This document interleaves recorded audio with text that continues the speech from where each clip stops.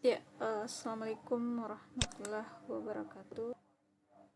Alhamdulillah kita berjumpa kembali ya, dan ini adalah pertemuan yang ke-6 kalau ibu tidak salah. Jadi untuk pertemuan kali ini kita akan membahas tentang pivot table ya. Jadi di Excel itu ada namanya pivot table. Jadi pivot table ini ya merupakan table ya, karena di sini kan dikatakan adalah table. Jadi pembuatan tabel yang nanti tabelnya itu sangat banyak sekali rekornya. Jadi berbeda dengan tabel-tabel biasa yang kita buat ya. Jadi di sini ini untuk mengolah data yang rekor datanya itu bisa sampai ribuan rekor, sehingga kita harus membutuhkan pivot table untuk bisa mengolah data tersebut. Jadi pivot table ini merupakan tabel interaktif ya, yang sangat cepat dalam menganalisa, dalam mengcompare, mengkombinasikan sejumlah kumpulan data. Jadi nanti di pivot table misalnya kita mau membuat suatu laporan, misalnya laporan penjualan yang rekor datanya itu ada sampai ribuan ya, puluhan ribu bahkan. Jadi kita tinggal menggunakan pivot table. Misalnya penjualan barang misalnya di setiap kabupaten itu harus kita laporkan ya. Biasanya pivot table ini banyak digunakan di penjualan ya, misalnya di penjualan barang yang punya cabang di beberapa kabupaten misalnya, atau di beberapa tempat. Itu setiap hari misalnya dia harus melaporkan dalam bentuk data Excel ya, yang harus kita rangkum misalnya dari beberapa cabang.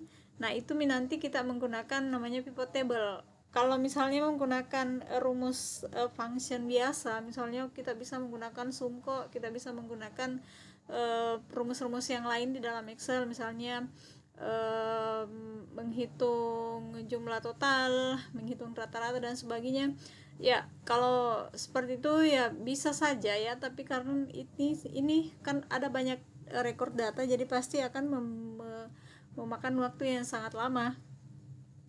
Jadi pivot table itu kalau misalnya walaupun dia ribuan datanya, itu langsung kita filter. Misalnya saya mau mencari penjualan barang misalnya dalam 1 bulan ya, kita mau mengumpulkan item tersebut misalnya dalam satu bulan di Kabupaten Sinjai misalnya, dengan si A. Nah itu kita bisa langsung lihat dalam 1 bulan si A ini berapa saja jumlah yang terjual, jumlah barang, dan berikut jenis-jenis barangnya itu akan tampil dengan secara otomatis. Kita mau tampilkan bentuk kolom atau berbentuk baris horizontal atau vertikal, itu bisa dilakukan di pivot table. Tapi nanti kita perhatikan ya. Jadi untuk kali ini kita akan belajar teori saja, mengenal apa itu pivot table. Jadi insyaallah minggu depan kita akan praktekkan ya. Jadi untuk kali ini tidak ada tugas ya, tapi paling tidak kita harus pahami dulu apa itu pivot table sebelum kita mempraktekkan nanti. Jadi kalau misalnya kita praktek nanti, kan paling tidak kita sudah tahu teorinya. Oh ternyata pivot table seperti ini. Nah, apa saja yang bisa dilakukan oleh pivot table? Pastinya dapat membuat beberapa macam tampilan dan laporan dengan menggunakan sumber data yang sama. Jadi beberapa macam tampilan di sini maksudnya tampilannya itu misalnya kita mau gabungkan menurut kolom-kolom tertentu. Kita mau tampilannya dia berbentuk horizontal. Jadi misalnya daerah misalnya ada semua daerah Kabupaten Sinjai, Bone dan seterusnya. Dia yang bertanggung jawab di penjualan itu misalnya A, B, C dan seterusnya. Kita mau hitung misalnya dalam 1 bulan terakhir atau dalam 1 bulan Januari misalnya. Jadi kita bisa tampilkan dalam bentuk vertikal atau kita bisa tampilkan dalam bentuk horizontal. Misalnya Sinjai, terus di kolom keduanya, di baris keduanya misalnya Bone. Nah, itu akan muncul, oh kalau misalnya di Sinjai A misalnya, itu akan muncul di situ setiap tanggal transaksi yang dilakukan oleh si A. Jadi penjualan barang yang dilakukan oleh si A pada tanggal tertentu itu akan muncul semua jenis barangnya apa saja. Nah, itu bisa ditampilkan secara horizontal terus ke samping. Tapi kalau misalnya kita mau menggabungkan dalam memisah dalam bentuk kolom, itu bisa seperti itu juga. Jadi tinggal di misalnya di daerah, misalnya daerah tertentu kita pilih, terus untuk penjualan barangnya itu misalnya jenisnya CPU atau misalnya monitor, itu akan muncul ke bawah. Jadi CPU misalnya si A ini dia menjual CPU dalam 1 bulan itu misalnya ada 5 kali transaksi ya, 5 hari. Nah, CPU di sini 1 kali saja CPU, terus penjualannya CPU itu berapa yang terjual jumlah barangnya, terus berapa harga totalnya. Jadi seperti itu. Jadi kita kan mau mencari saja jumlah total barang yang dijual oleh si A. Jadi CPU itu tinggal, jadi walaupun misalnya si A ini menjual barang misalnya dalam 1 bulan itu ada 25 kali CPU terus yang laku misalnya setiap hari. Jadi yang CPU ini kita mau ambil berapa totalnya yang terjual dalam 25 hari tadi. Jadi kalau misalnya dalam 1 hari laku 3, itu langsung langsung difilter saja, itu akan muncul laporannya, bisa terlihat jelas di situ. Oh, ternyata segini. Jadi walaupun kita tidak menggunakan fungsi sum, fungsi table, itu langsung akan muncul ya, akan muncul totalnya. Jadi ada beberapa tampilan laporan yang bisa kita gunakan nanti.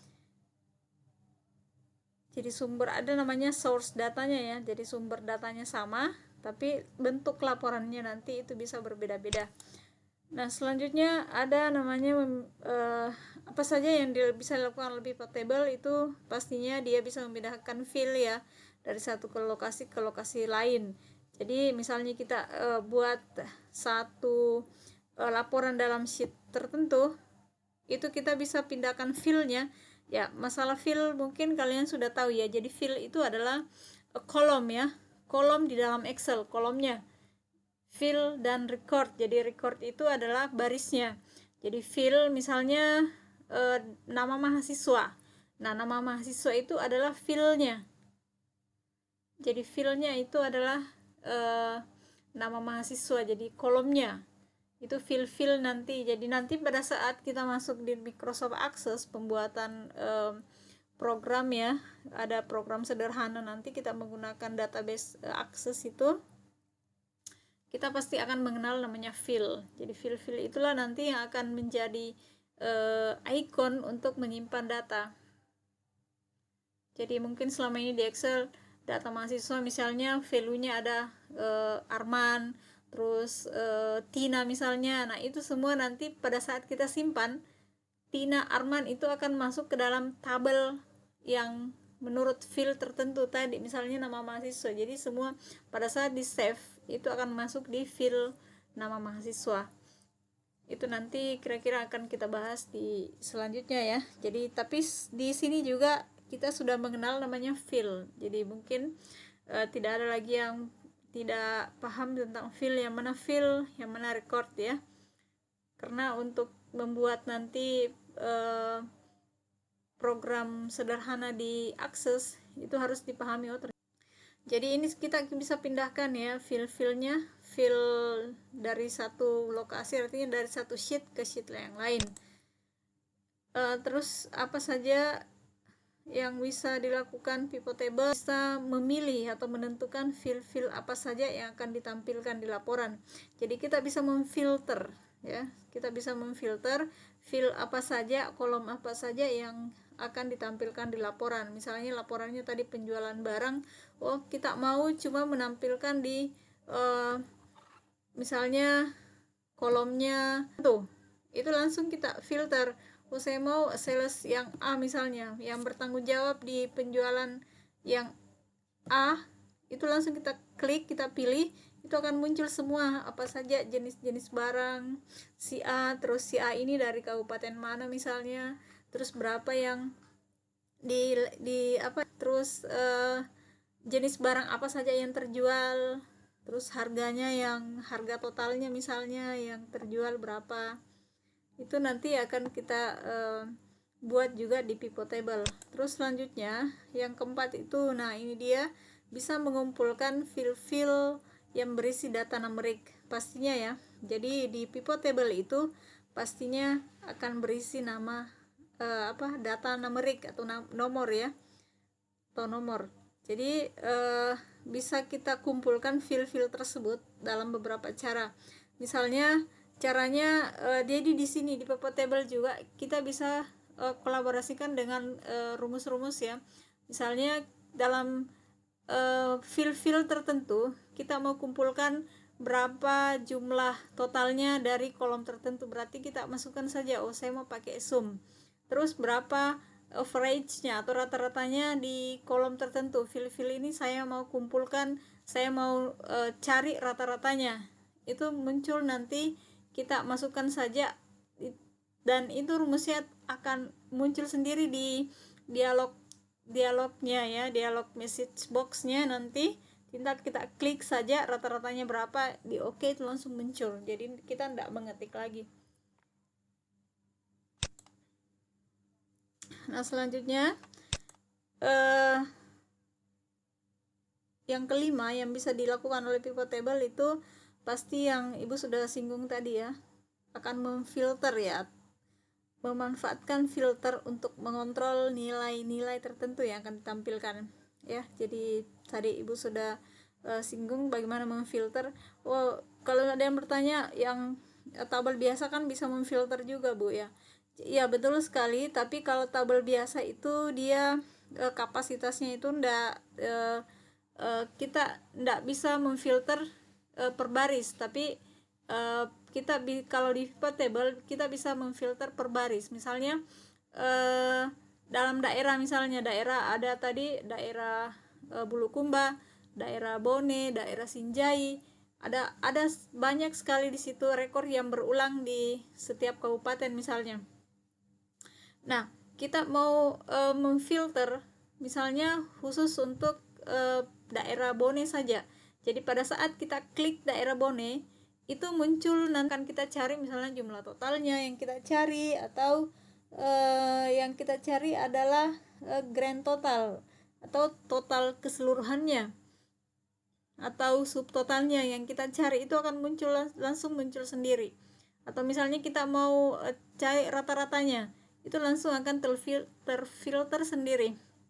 Jadi tanpa kita rumusnya, jadi kita tinggal mengklik saja, oh saya mau yang sumnya atau jumlah totalnya, saya mau yang jumlah total keseluruhan.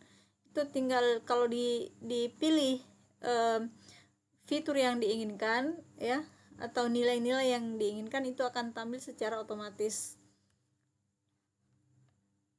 Dia bisa mengontrol ya, filter yang dibutuhkan itu akan ditampilkan secara otomatis. Nah selanjutnya di pivot table itu ya, di pivot table selanjutnya ada beberapa istilah-istilah yang pastinya kita akan temukan di pivot table nanti. Yang pertama ada sumber data ya, pasti ada namanya sumber data yang kita biasa kenal ya, pasti semua juga sudah kenal ya. Sumber data itu biasa kita kenal dengan data source ya. Jadi ada data masternya, kayak kemarin yang di VLOOKUP HLOOKUP itu kan ada tabel data master. Jadi data masternya itu pasti ada juga di pivot table. Jadi sumber data atau biasa kita sebut dengan data source. Nah selanjutnya ada fill. Nah pastinya tadi ibu sudah singgung ya, fill itu kolom. Jadi pasti ada fillnya. karena field-field itulah nanti yang akan kita filter sesuai dengan yang kita butuhkan. Nah, selanjutnya ada item. Nah, item ini adalah subkategori dari field. Maksudnya mana ya? Yang contohnya kayak tadi misalnya ada kolom jenis ya, atau field jenis barang ya. Ada jenis barang. Nah, jenis barang tadi misalnya ada CPU, ada monitor, ada keyboard. Nah, monitor, keyboard itu merupakan itemnya dari jenis barang. Jadi item adalah subkategori dari field jenis barang tadi adalah fieldnya. Terus yang menjadi itemnya adalah CPU, terus monitor, dan seterusnya. Ada lagi istilah dalam pivot table subtotal. Nah, ini subtotal itu ya pasti kalian tahu ya. Subtotal itu artinya total dari kolom tertentu ya. Kolom atau baris atau kolom tertentu. Jumlah total dari baris atau kolom tertentu. Nah, kalau misalnya grand total, ada namanya di pivot table itu grand total. Jadi grand total itu adalah jumlah keseluruhan dari data, jumlah keseluruhannya. Jadi misalnya yang menjadi subtotal itu misalnya kita mau ambil misalnya penjualannya di Januari saja ya, Januari di khusus di Kabupaten Bone misalnya. Jadi yang Januari tok saja yang akan muncul nanti itu namanya subtotal. Tapi kalau misalnya grand total berarti semuanya, mau Januari, mau Februari, mau Maret, itu nanti akan di total secara keseluruhan. Jadi nanti ada juga pilihannya di situ, mau subtotalnya ditampilkan atau mau grand totalnya yang ditampilkan. Nah, selanjutnya ada juga namanya row field ya. Jadi ini baris fieldnya. Jadi nanti maksudnya ini nanti tampilan dari field itu kita mau tampilkan dalam bentuk horizontal ya. Jadi kolom row. Jadi ada nanti field. Jadi ada nanti misalnya ada misalnya tadi jenis barang ya. Jenis barang itu kan berbentuk kolom ya. Misalnya jenis barang, terus ada CPU, ada dia berbentuk kolom ke bawah ya, ada monitor dan seterusnya. Nah, yang berbentuk kolom ini ya kita mau jadikan berbentuk row. Jadi ada juga seperti itu namanya row field. Jadi dia akan membaca horizontal ke samping lagi, bukan lagi ke bawah. Jadi CPU, terus di baris di kolom pertama ada, di kolom kedua ada monitor dan seterusnya. Jadi kita baca secara horizontal. Jadi kita balik saja, mau yang kolom kita mau ke horizontal. Nah, ada namanya juga summary function. Nah, di sini juga tadi Ibu sudah singgung juga sedikit ya. Jadi nanti ada kita kenal juga function ya, fungsi dari yang selama ini kita kenal fungsi table atau fungsi yang ada di Excel kayak fungsi sum atau average atau count ya. Nah, itu nanti ada pasti istilah ini. Jadi nanti pada saat kita mau cari jumlah rata-ratanya itu namanya message boxnya nanti akan muncul, itu namanya summary function. Jadi kita klik saja, saya mau yang rata-rata average-nya, itu kita klik baru kita oke ya, berarti ya nanti item tertentu yang kita pilih atau field tertentu yang kita pilih akan muncul nanti sesuai dengan yang kita butuhkan. Misalnya kalau kita pilih average berarti akan muncul rata-ratanya dari kolom tertentu. Nah, refresh. Nah, kalau refresh ini pasti kalian tahu ya.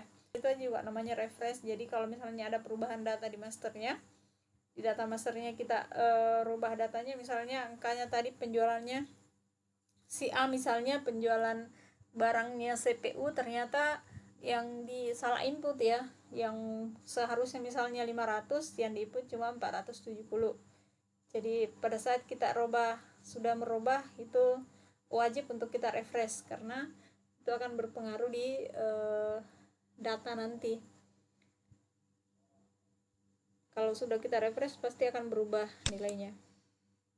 Tapi yang dirubah di refresh itu ya, yang dirubah itu cuma di data master saja. Jadi di laporan itu akan otomatis berubah kalau sudah di refresh.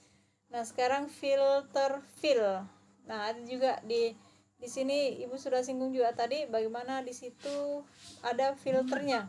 Jadi di pivot table itu bisa memfilter tadi, misalnya saya mau tampilkan saja yang daerah tertentu, misalnya Bone semua yang muncul, terus saya mau tampilkan saja total penjualannya, total barang yang dijual oleh si A, itu akan muncul. Kita filter lagi Bone, terus kita filter si A, berarti akan muncul berapa jumlah penjualan barang untuk si A. Misalnya si A saya mau untuk di Januari saja, itu akan muncul sendiri lagi Januari.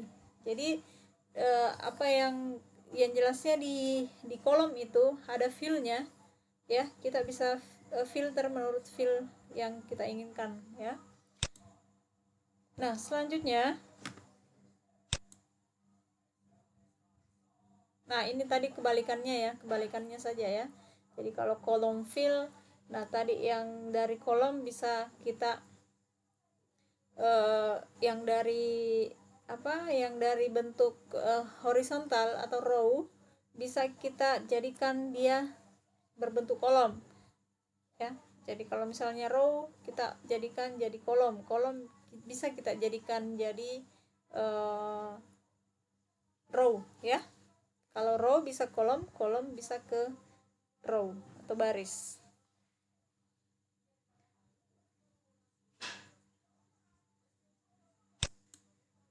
Nah, selanjutnya ada value fill. Nah, yang mana sih yang dimaksud dengan value fill-nya? Value-nya. Jadi value-nya itu isi ya. Jadi value-nya atau nilainya, nilai dari fill. Jadi value fill itu adalah nilainya dari kolom. Yang contohnya itu misalnya data mahasiswa. Data mahasiswa itu adalah fill-nya.